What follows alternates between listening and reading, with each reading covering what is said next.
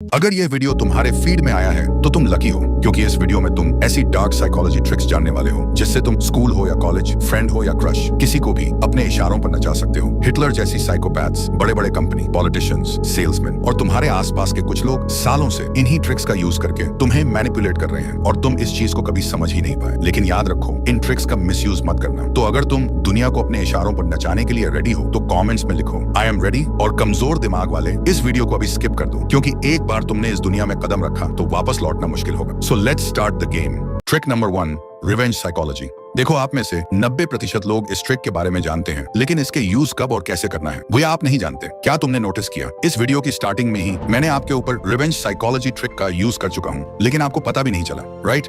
सोचो कब और कैसे। वीडियो के स्टार्टिंग में ही मैंने एक लाइन बोली थी कि कमजोर दिमाग वाले इस वीडियो को अभी स्किप कर दो। मैंने स्किप करने को कहा, लेकिन तुमने स्किप नहीं किया। सोचो क्यों? क्योंकि यही है रिवेंज साइकोलॉजी का मैजिक। अगर तुमसे कहा जाए ये वीडियो मत देखो तो तुम्हारा मन सबसे पहले इस वीडियो को ही देखना चाहेगा। अगर तुमसे कहा जाए पीछे मुड़कर मत देखो तो तुम सबसे पहले पीछे ही देखोगे। तो तुम कैसे इस ट्रिक का यूज कर सकते हो? फर्स्ट, अगर आप किसी से कोई काम कराना चाहते हैं तो उसे ऐसा दिखाओ कि यह एक चैलेंज की तरह है जो वह नहीं कर सकता। एग्जाम्पल, उससे यह बोलो, मुझे पता है तू इसे टाइम पर कंप्लीट ही नहीं कर सकता, और वह आपको गलत साबित करने के लिए वह काम कर देगा। सेकंड, जो भी आप चाहते हो सामने वाले को उल्टा करने को कहो, बोलो रहने दो, तुमको यह करना बोरिंग लगेगा, और वह आपको गलत प्रूफ करने के लिए वह काम कर देंगे। थर्ड, ऐसा दिखावा करो कि तुम्हें सामने वाले बंदे से कोई उम्मीद ही नहीं है। ऐसा करने से तुम्हारा उम्मीदों पर खरा उतरने के लिए अपना 100% दे देगा। Trick number 2, choice illusion. Richard shorten ने अपनी book the illusion of choice में लिखा था, हमारे डिसीजंस लॉजिकल नहीं, प्रेडिक्टेबल होते हैं। कैसे? तुम्हारे सामने ऑफर्स दिए जाते हैं, buy one get one free, buy one and get 50% off, या बिग बिलियन डेज और दिवाली धमाका सेल। इन सब में तुम्हें लगता है कि तुमने बेस्ट चॉइस की है, लेकिन एक बात तो फिक्स होती है, खरीदना तो तुम्हें हर केस में ही पड़ता है। जब तुम्हारे सामने कुछ फिक्स्ड ऑप्शंस दिए जाते हैं तो तुम्हारा दिमाग तीसरा, शायद बेहतर ऑप्शन सोच ही नहीं पाता। इसी को कहते हैं द इल्यूजन ऑफ चॉइस। और जब सामने वाले को लगता है कि सब कुछ उसकी मर्जी से हो रहा है तो वो खुश भी रहता है और तुम्हारा काम भी हो जाता है। पावरफुल लोग हमेशा 2 चॉइसेस देते हैं, लेकिन दोनों में जीत उनकी होती है। एग्जाम्पल, तुमने किसी से कहा ये काम तुम आज करोगे या कल। सामने वाले को लगेगा कि उसके पास ऑप्शन है, पर असल में काम तो उसे करना ही है। ट्रिक ये नहीं है कि सामने वाला क्या सोचे, ट्रिक ये है कि सामने वाला वही सोचे जो तुम चाहते हो। अब तुम इसे कैसे यूज कर सकते हो? अगर क्रश को मूवी ले जाने का प्लान बना रहे हो तो बोलो कॉमेडी देखनी है या थ्रिलर, वो जो भी बोले मूवी जाना तो फिक्स है ही। अगर तुम रिलेशनशिप में हो तो उससे पूछो मुझे मिस किया थोड़ा या बहुत, तो वो सोच ही नहीं पाएगी, शायद उसने मिस ही नहीं किया। फ्रेंड से ट्रीट लेनी है तो बोलो मोमो खिलाओगे या बर्गर, जो भी चूज करे खिलाना तो उसे ही पड़ेगा। हाँ, बस ध्यान रहे कहीं तुम्हारा दोस्त ये ना बोल दे भाई मेरे पास तो पैसा ही नहीं है। Trick number 3, fear मॉन्गिंग।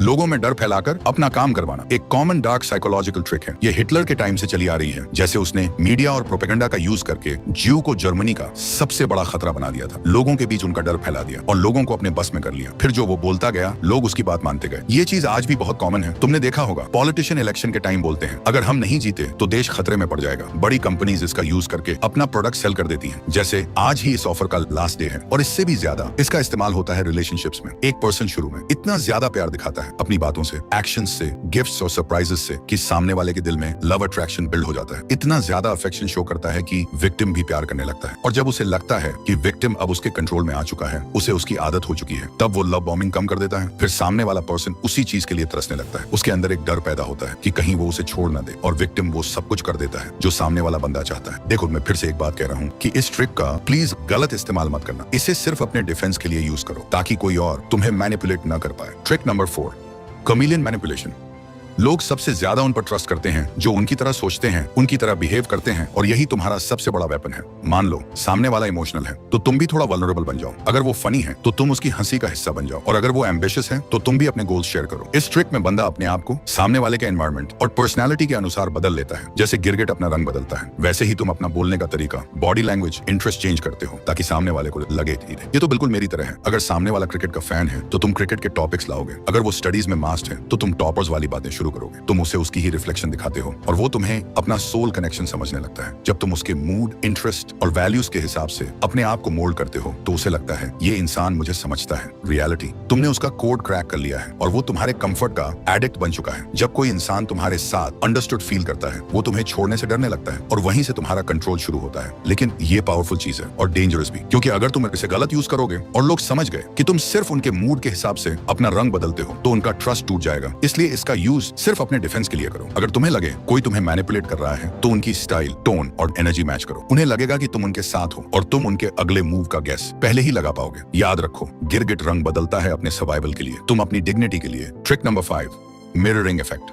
अगर किसी को बिना लड़ाई के हराना है तो उनका ही चेहरा उनके सामने रख दो। उनका हर एक्शन, हर इमोशन, हर बिहेवियर बस वापस उन्हीं पर रिफ्लेक्ट करो। जब तुम्हारे इंटरेस्ट, तुम्हारी बातें, तुम्हारा एटीट्यूड सब कुछ मैच करे, यही है मिरर इफेक्ट। जब तुम उनकी पर्सनैलिटी, सोच और फीलिंग को रिफ्लेक्ट करते हो तो उन्हें लगता है ये बंदा तो मुझे पूरी तरह समझता है। पहले आता है कनेक्शन, फिर कंफर्ट और फिर वो डेंजरस मोमेंट जब तुम उनका सोल कॉपी बन जाते हो। लेकिन असली गेम तब शुरू होता है जब वो तुम्हारे सीक्रेट्स, इमोशंस और वर्ड्स तुम्हारे ही खिलाफ यूज करना शुरू कर देते हैं। तुम कंफ्यूज होने लगते हो, इमोशनली वीक फील करते हो और बिना एक भी सीधा इल्जाम के तुम्हें लगता है शायद गलती मेरी है, या फिर तुम सोचते हो मैं ही ओवरथिंकिंग कर रहा हूँ। लेकिन असल में ये सब एक कैलकुलेटेड माइंड गेम होता है। Reverse mirror trick. जब तुम किसी का गुस्सा, एटीट्यूड या स्ट्रेटेजी उन्हीं पर वापस करते हो तो उनका कंट्रोल टूटने लगता है। वो कंफ्यूज होते हैं, इरिटेटेड होते हैं और अकेला महसूस करते हैं। लोग एक्सपेक्ट करते हैं कि तुम रिएक्ट करोगे, लेकिन जब तुम उनका ही वर्जन बन जाते हो तो वो खुद से लड़ने लगते हैं। मिरर इफेक्ट ईगो को तोड़ता है बिना एक शब्द बोले, और तुम सीक्रेटली, साइलेंटली, स्मार्टली उन्हें कंट्रोल करते हो। Connection hack. अगर चाहते हो कोई तुमसे डीप कनेक्शन फील करे तो उनके वर्ड्स उन्हीं की टोन में थोड़ा डिले करके रिपीट करो। एग्जाम्पल, वो बोले यार आज बहुत थक गया, तुम बोलो हाँ सच में बहुत थक गए हो। सुनने में सिंपल लगता है लेकिन ये उनके ब्रेन को सिग्नल देता है ये बंदा मुझे पूरी तरह समझता है। इससे मिरर न्यूरॉन्स एक्टिवेट होते हैं और वो तुम्हें अपना सोल्यूशन समझने लगते हैं। बस याद रखना, ज्यादा ऑब्वियस मत होना वरना तुम स्मार्ट नहीं, क्रीपी लगोगे। Trick number 6, the pause of power. हर कोई सोचता है पावर का मतलब है ज्यादा बोलना, लाउड होना या हर सेकंड कुछ कहना, लेकिन असली कंट्रोल कभी कभी खामोश रहने में होता है। Silence is not weakness, silence is dominance. Psychology कहती है जो इंसान कम बोलता है उसका हर शब्द हैवी पड़ता है। जब तुम बार बार बोलते हो लोग तुम्हें लाइटली लेते हैं। जब तुम कम बोलते हो लोग तुम्हारी हर एक्सप्रेशन, हर बॉडी लैंग्वेज डिकोड करने लगते हैं। ये पूरा एक माइंड गेम है। तुमने कुछ बोला नहीं लेकिन तुम्हारी प्रेजेंस ही प्रेशर बना देती है। सोचो, कॉन्वर्सेशन चल रही है, सामने वाला अपनी बात कंप्लीट करता है, तुम बस उसकी आंखों में देखते हो और चुप। बस वहीं से शुरू होता है उनका प्रेशर। वो अपनी बात क्लैरिफाई करने लगते हैं, एक्स्ट्रा डिटेल्स देते हैं, कभी कभी अपने ही सीक्रेट्स लीक कर देते हैं, सिर्फ तुम्हारी खामोशी तोड़ने के लिए। जैसे मम्मी का 100 बार डांटना भी उतना असर नहीं करता जितना पापा के 2 मिनट के साइलेंस का होता है। दोस्त अपनी कहानी सुना रहा है, तुम बस मुस्कुरा के चुप। उसके दिमाग में चलेगा शायद इसको पॉइंट समझ नहीं आए और वो डबल डिटेल्स देना शुरू करेगा। ये पॉज तुम्हें देता है 2 चीजें। First, information. लोग ज्यादा बोलते हैं जब तुम चुप होते हो। सेकंड, पावर, क्योंकि तुम डेस्परेट नहीं लगते बोलने के लिए। बस ध्यान रहे पॉज लंबा हो लेकिन अनकंफर्टेबल नहीं। सिर्फ 1 से 3 सेकंड का गैप काफी है उनकी क्यूरियोसिटी और इनसिक्योरिटी जगाने के लिए। आखिर में याद रखो, जो ज्यादा बोलता है वो ज्यादा रिवील करता है, जो चुप रहता है वो ज्यादा कंट्रोल रखता है। नेक्स्ट टाइम क्राउड में जाओ, शोर मत मचाओ, ऑब्जर्व करो, फील करो और फिर सही मोमेंट पर कुछ ऐसा बोलो जो सबको चुप कर दे। कम बोलो लेकिन ऐसा बोलो कि उसकी गूंज देर तक रहे। साइकोलॉजी कहती है silence creates mystery, mystery creates respect और रिस्पेक्ट से बनती है असली power. Trick number 7, foot in the door.